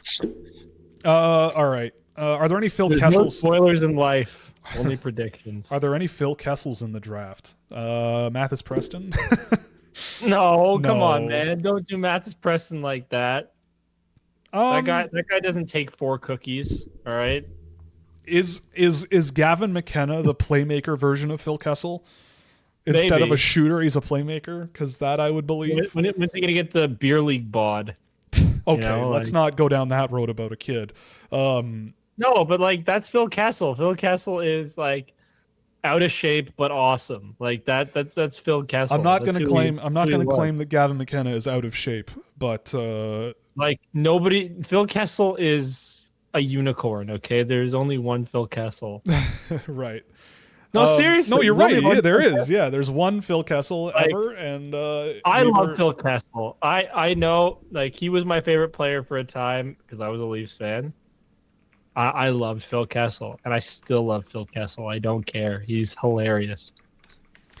But I like one of my favorite things to go back and watch is Dion Phaneuf making fun of Phil Kessel. Like, I still go back and watch that, even though that's a horrible era of Leafs hockey. Dion Phaneuf saying, "Hey Phil, what? Slow down on the cookies, man." He's like, "Oh, that's my first." And Phil says, "No, that's my first one." He's like, "You're lying, Phil. I saw you grab 2 earlier." That's one of my favorite moments. One of my favorite hockey adjacent moments ever is Dion Phaneuf fat shaming Phil Kessel. It's crazy. it was a very healthy time for the Toronto Maple Leafs. Yeah, man. It's so funny. It's just so boy. funny. Yeah. All right. Where were we here? Where would you rank? I went to summer camp with Dion Phaneuf's nephews. Like, legitimately, I Oh, did. boy. I was buddies with them, Well, and they were nuts. that makes sense. That makes sense. They 'cause were psychos. Dion man. Phaneuf was also kind of nuts. Like uncle, like son, right? That's what they say. Like uncle, like nephew. Yeah, like uncle, like nephew. Where would you rank Misa in this year's draft? I'm assuming you mean Michael. Probably 2. Maybe between Stenberg and Lawrence. Maybe 2. Cool. Something like that. So you like Stenberg better than you like Misa? Yeah, I think so. Cool. But it's close. What would be your philosophy on drafting overage or double overagers? What would you want to see in an undrafted guy that would make you take a chance on them the second time? It's a good question. I think a lot of it comes down to, like, I guess the thought to me is, like, when I watch a re-entry player, am I watching them going, like, if let's say they were eligible in 2025, I'll use an example because I was watching. There's a guy in Finland who was ranked pretty high by Central Scouting, and I didn't have him in the tracker, so I added him and watched him, and I was actually much more interested in. Oh my god, I was much more interested in a guy he was on a line with when he played in Liga. What was his name? Can I add to this point while you try and think of the name? Sure. Or something different. There's also, like, because Will's had Thomas Galvis ranked for years. Like, there's I think this question, when we look at it, we have to look at it from the lens of Will not ranking a guy previously, because, like, sometimes guys will get, like, Will would have picked Thomas Galvis 2 years ago. Yeah, he would have been a 7th round pick for me that year. Yeah. So, like, I think we got and maybe you were thinking about this from this perspective, but I just want to put it out there that, like, guys that you would have like, you didn't have ranked the year prior and now ranking this year. So the way that I would answer this is the guy that I was thinking of was Noel Pakarinen, who is playing with Kiko Espoo in Finland, and he played in Liga a couple of games, and I watched a little bit of that tape last night before going to sleepy time. And the guy that I was really impressed with was a guy who was on a line with him, who is a re-entry from last year. He is an 07, Apo Katavisto, who is pretty young for this draft class. Like, he's July birthday for 2007, so pretty young and super, super, super energetic player, and really physical, and not the biggest guy in the world, but he's not small. And just as, like, a complimentary physical guy, I did really, really like what he brought to the game. And, you know, he has a lot of that stuff in his game that you kind of can't really teach a whole lot. And he does not look out of place playing in Liga as a +1. And so to me, like, I guess in his case, I was watching him last night and I go, what if I drafted this kid in the 7th round last year? Like, what if I knew about him last year and I go, sure, I'll throw a flyer on him in the 7th round. Would I be happy with my decision having seen him this year? right? And to me, I watch him and I go, well, he's like a month younger or a month older than like Ryan Rubrek or Landon Hathaway or Jonas Lagerberg-Hohen or Evan Jardine. And I went back and watched some of these guys really quickly back to back with a guy like Katavisto. And I kind of went, I don't know, I think there's a bigger floor with a guy like Katavisto and how he plays and how physical he is and how intense he is relative to those other guys who are more offensive leaning for sure and have more intriguing upside and tools. But like, I still feel like if those guys are second, third round draft picks and I took a Katavisto last year in the 7th round, I'm pretty happy with how he looks against men this year, right? Even though he's not the huge production guy in the junior league this year in Finland, but I still liked him.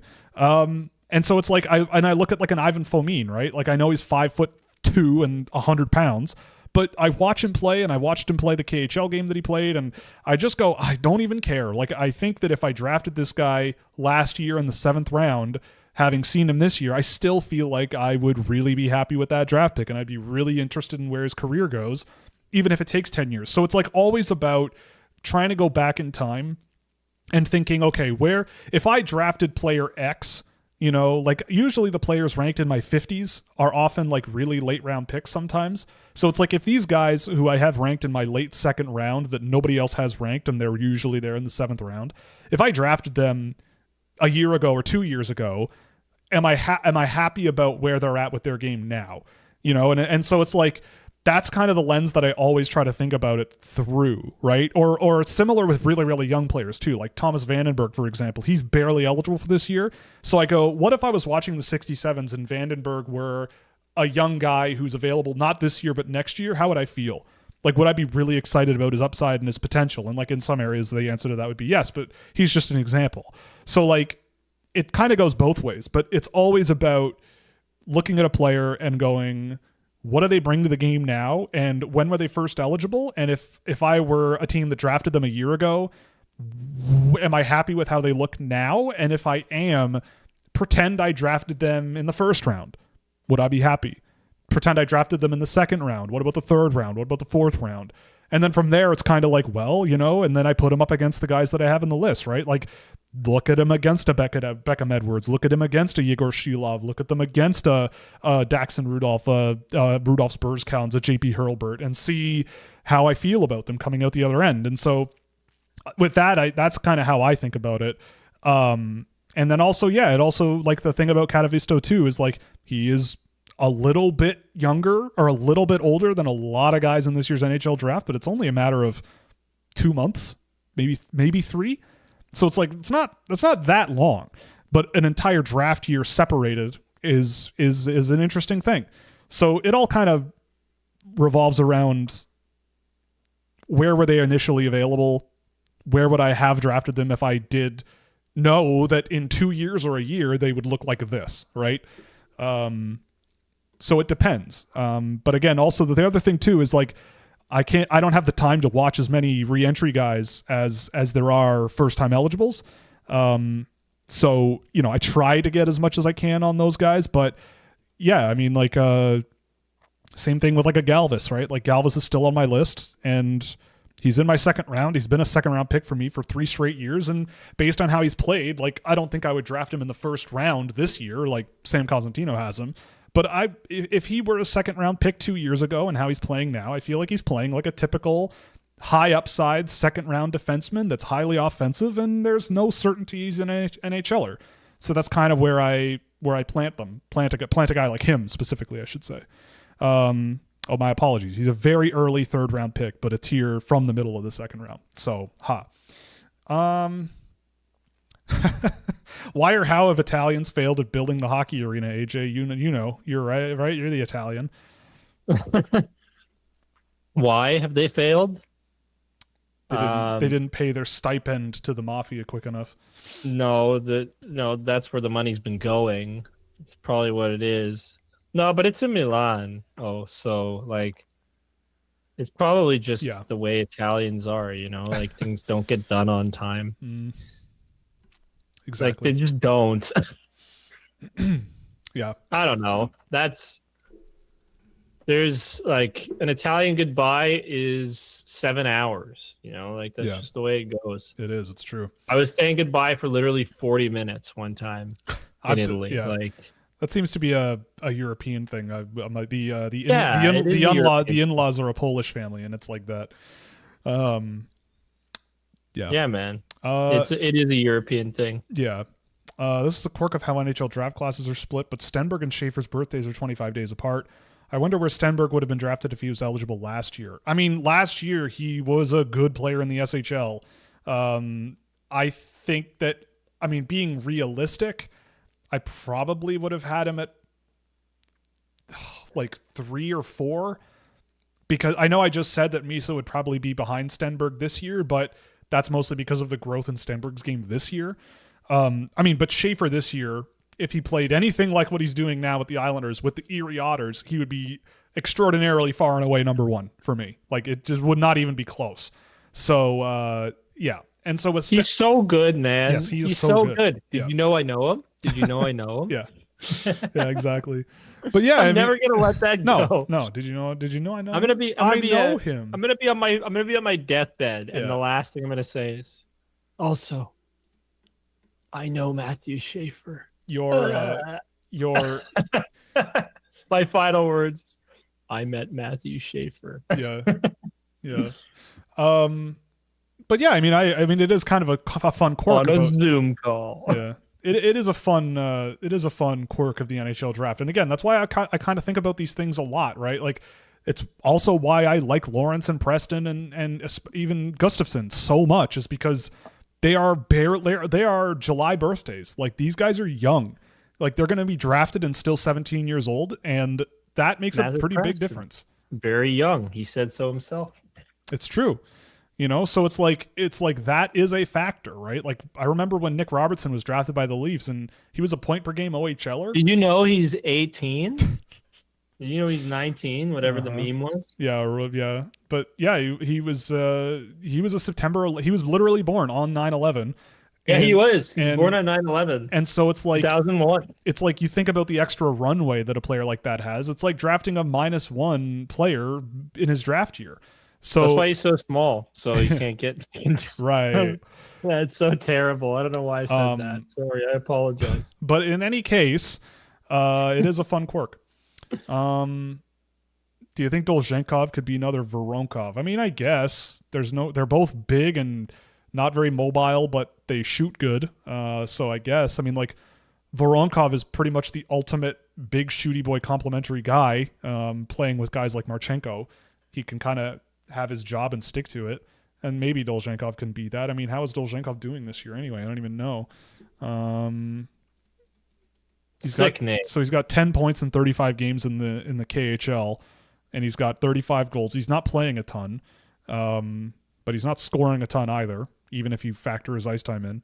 I don't know. Like, I never really thought Dolzhenkov was like a likely NHLer, but with his size and his shooting ability, like, I guess if you shelter him enough and put him in the right job, like, I guess he could play. And I guess you could say the same thing about Voronkov.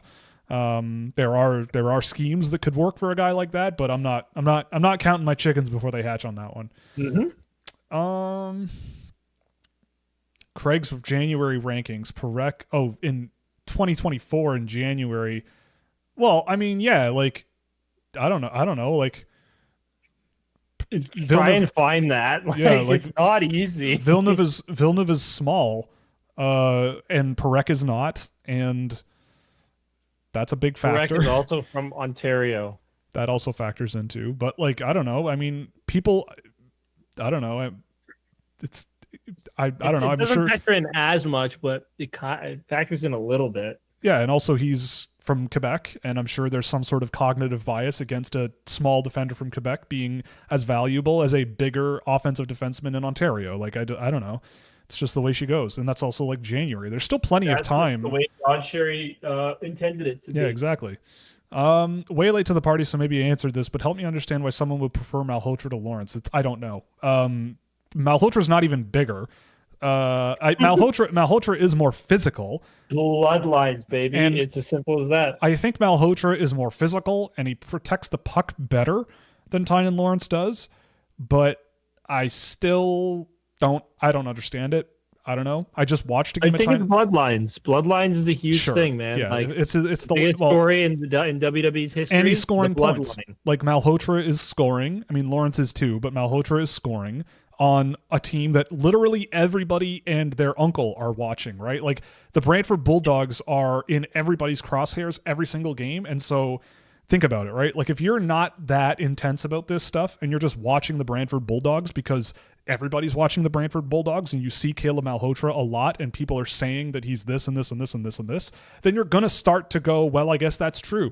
Yeah, but you're not watching like the Finnish Liga to see how Juho Piiparinen is really eating good minutes in that league or whatever, right? Like you don't get the luxury of that experience, right? So you don't know. Central scouting, right? Like I mean, with regards to Malhotra versus Lawrence, I think it's literally because Malhotra is more physical and the last name and the fact that he's on a team that everybody is glazing, right? But I look at Malhotra and I go, the best game that I've seen of him was when he was playing with two of the best scoring forwards in the OHL in Banach on one side and Cooper Dennis on the other. And he did not really have to do a whole lot except glue that line together, eat some checks, make some passes, and then those two did the rest of the work. And that, I guess, has value, but I don't think it's top 5. And when I see him taken away from those guys, he looks a lot more pedestrian, whereas Lawrence, I think, makes everyone else quite a lot better. And the team as a whole with how he plays.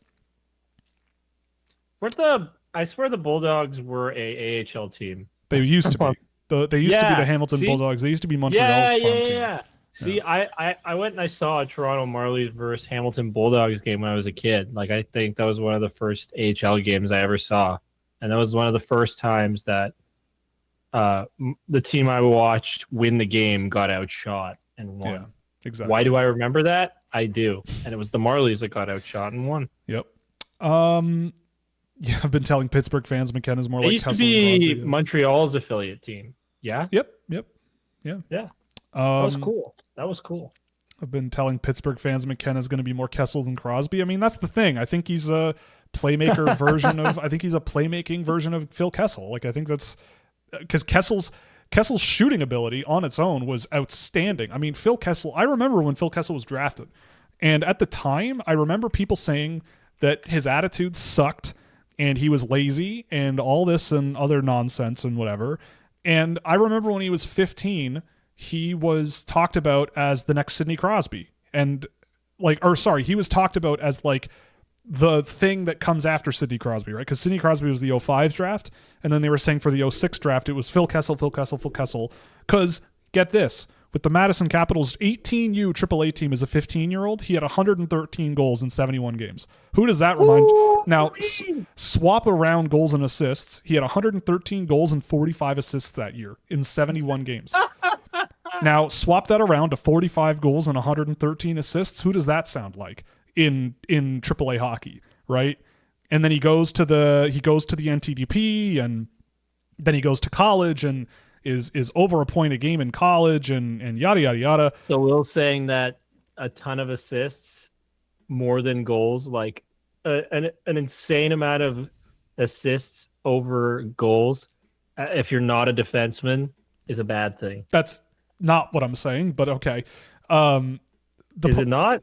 Well, no, I'm saying with the McKenna thing, like swap those things around, and I think you kind of have a similar profile. It's just instead of being a guy who can score 113 goals Jonathan Chichu. Sure, like I guess what I'm like, it's like with McKenna, it's like. Just like I'm half making a joke. Yeah, I don't really get it. I'm not understanding you. Okay. But half Bad of joke. like Phil Kessel was an outstanding, unbelievable shooter and not too much of a playmaker. He was okay at it, but it wasn't really his forte. Gavin McKenna, not a bad goal scorer, really. Like he can do it, but the skill level and the playmaking are elite. And you might have some question marks about the overall impact on the game, but you put Phil Kessel out on a power play, he's going to score goals, right? So I think it's just similar but different in general. One skill being like way above the rest, and the rest of the game is a work in progress. Exactly. But a valuable player nonetheless, right? Like you have that guy on your team, you like having them. Kessel had game-breaking speed. I mean, sure. I mean, yes, but I'm just talking holistically from again, like the storyline. I'm talking about the storyline, not specifically, everything about them as players. Do you remember Brett McLean? Yes, I do. I had to Google the name actually to remember, but I do remember the name because he's the guy who almost died during a game. Or was it like I think he was playing a game with his friends in the summer or something, and he almost died and then retired. In the summer. He was playing a game with friends in Owen Sound and almost died. I don't remember. I think was it him or Sharap? I think it might have been Alexei Sharaponov, which was like the instigating thing of like putting defibrillators in every arena or whatever. He had a defibrillator implanted in him and was forced to retire from hockey. I do remember him. I don't know why you're asking me about him, but he's the head coach of Upper Canada College's U16 team. That's fun. Good for him. But I do remember him, and I do remember him being pretty good. But career cut short. He was 23 when he retired. 24. Yeah. Too bad. Regarding the U18 Worlds overall, do you think some countries leave clearly more talented D-1 players out just to give a chance to draft eligibles to impress? I don't think so. I mean, there's a lot of guys who are -1s that play. I would be curious if you had like a list of guys, like a list of players who were maybe part of that group, but I don't think so. I think teams are interested in winning those tournaments, and if you're a -1 you can play, then great. Who would win the Discord server battle for New York? What about the Battle of Ontario? Well, I mean, we have a lot more... actually, we have more Rangers fans now, but there are Islanders fans. Do we? How many? I think there's 2 or 3 now. Three or 4. It's they're growing. I know we have 2 Islanders fans. Yeah, but the Islanders fans are definitely more passionate. So right now, I think like you don't win a war with numbers often. It's like logistics and lack of war exhaustion, I guess you could say. And I feel like the Islanders fans would hold up much more strongly. The vibes with the Rangers are not great, and the vibes with the Islanders are indeed great. The Battle of Ontario. Oh, it's the Leafs. Yeah, I think the Leafs win that one too. But I think the most is Habs fans. Yes, the Habs fans win the whole thing. They win the whole kahuna. Yep, that's true. Yes, they did. Do you sadly. Do you think it's possible for a team to win a cup and be a contender without the top 3 pick in today's NHL? Yes, I think so. Yes. I mean, it's harder, but I think it's possible, right? Like again, like sometimes all you really need to is to hit pretty well on like mid-round picks too. Like I look at Calgary and go, well, you drafted Zane Parekh, who for a defenseman in that draft class you could argue was one of the best available. I mean, he was one of the best available, but he's a really good pick where they took him. I mean, again, like I think, especially in this day and age, like looking at draft classes, sometimes there are guys that are absolutely clearly far and away the best option, but like I don't think it's a guarantee of anything, right? Like, I think what you kind of also have to do is, I think you have to know when to move from your farm team and maybe add some big name players. You do need big name players. And I'm not saying it's easier to find big name players when you draft first, second, third overall, but just because you draft first, second, third overall does not guarantee anything, at all. You could make poor draft picks. You could, you could make poor draft picks. You could, whatever. But doesn't look at the Edmonton Oilers. Louis fell into that bubble. Like I don't think there was anybody on the St. Louis Blues who was, and I mean, they're a bad example because I call them a fraud cup team anyways, but nobody on that team, I think was a first, second, or third overall pick. Right. And they acquired even the Tampa Bay Lightning. I know Stamkos. Well, okay, Victor Hedman. Yeah. I was gonna be more. Stamkos didn't play a massive role, but Victor Hedman definitely did. Well, they had him and Hedman, and then I don't know if they had Drouin, but Drouin didn't work out. But also, the best players on the team, some of the best players on the team weren't for top 3 picks. Yeah. Some of the Nikita Kucherov was not a second round. He was a second round pick. And Braden Point was a third round pick. Yeah. So if you it is possible, right? And it does make your life a lot easier when you draft well, right? Like throwing away, I think teams kind of throw away or punt draft picks, but I don't think Calgary's doing that. I think Calgary is adding some really interesting players, and they it'll be what it'll be, right? But like at the end of the day, we think you have a really good center now, yeah. which has not been something you can say about Calgary. Right. Drouin did turn into Sergachev, but that's my point. They took just because they drafted Drouin, like it did give them Sergachev, but that was a trade. Like they drafted him high, turned him into Sergachev. So it's like obviously getting the 3rd overall pick helped them do that, but it wasn't Drouin doing it, right? Like Sergachev was also a top 10 pick, but wasn't 3rd overall. Like I guess the point I'm trying to make is like, you know, the draft is not, it's a good way to add elite players in the sense of like, sometimes there are absolutely guys that you really, really, really, really can't find anywhere else, right? Like you don't just sign a Connor Bedard. You don't just sign a Macklin Celebrini, of course. You don't just sign a Nathan McKinnon. But at the end of the day, like there is a lot more to building a team than just who you draft 1st overall. Because like look at Carolina. Carolina has been a top 4 team in the league in the playoffs for what, 5 of the last 6 seasons. Like they haven't won a Stanley Cup, but they also haven't had, like there are years where they don't have a 1st round pick, you know, and they're still managing to find ways to make moves and be competitive. And they trade down even further. Yeah. And then they just trade down. Right. Like, so it's like, it's about, you know, it's like, do you think Carolina like cares, draft? Like, okay, so the Blues had, but they also have Andrei Svechnikov, who was a 2nd overall pick, right? But he's not their best player. Exactly. But he's not like the guy, right? Like, it's about, and like look at the Chicago Blackhawks when they won their cups in the 2000s, right? Like they had Kane and they had Taves, but like Duncan Keith, 2nd round pick, Dustin Byfuglien was like an 8th round draft pick, right? Like they had a bunch of guys on those teams who were not 1st round draft picks. So like if anything, and look at the Edmonton Oilers, they had 1st overall picks for years and years and years and years and years, and then I mean Connor McDavid came along, great. They have 4 1st overall picks in a row. Like, didn't they have 4 in a row? I don't think it was in a row. Taylor Hall, like Nail Yakupov, Ryan Nugent-Hopkins, Connor McDavid. But Leon Draisaitl came in between. Like he was a top 5. Oh, Puljujarvi was 4th. 2016. Right. So like they had Draisaitl was 3rd right. In 2014. So it doesn't. Like there's they had a string of top 4 picks. Like, and most of them were 1st overall in 6 years. Yeah. So, you know. And they have not won a single Stanley Cup. They've been to back-to-back finals. Well, I mean, yeah, that I think the fact that they've been to the Cup final is pretty good. Yeah, but they also like traded away Taylor Hall for Adam Larson. Yakupov didn't work. Puljujarvi didn't work. Like, so it's like the structure. Nugent Hopkins is a good player, but not a 1st overall caliber guy. The structure makes a huge difference. The structure makes a huge difference. Rather than just drafting high.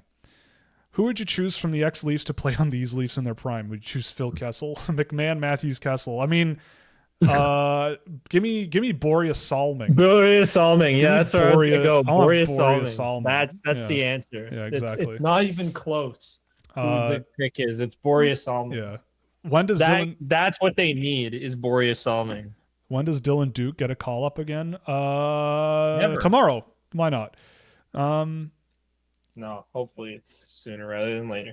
Next year, the Liga season will be interesting with 3 to 4 teams likely getting relegated, so young players might not get as much of a chance.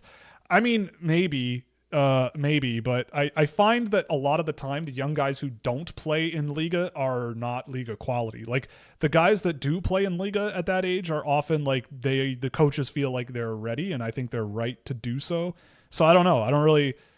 Like if that's the case, then like so be it. But like I feel like Liga teams are just going to play their best players, and they do that anyway. Do you know that AJ guy from Scouching? And he'll go, who exactly? What? No, he knows Matthew Schaefer. Yeah. He knows Michael Misa. Is there any comparison between Sam Bennett and Tynan Lawrence stylistically? I don't remember Sam Bennett at this age at all, honestly, so I can't really give you an answer. If Tynan Lawrence can't do a pull-up, then he is... Then he is, yeah, exactly. Yeah, the Blues had Jay Bouwmeester, who was 3rd overall. Yes, that's true. They did have top 3. Come on. Technically. Come on. No, but he had a heart attack. Oh, no, that was the next year. Yeah, he didn't. No.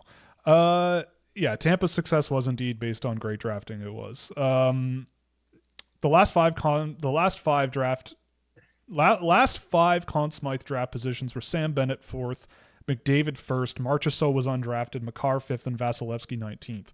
Right. I mean, like, it's an easy way to get really, really high-end players, but, you know, like, it's also... Oh, yes. Number one BS.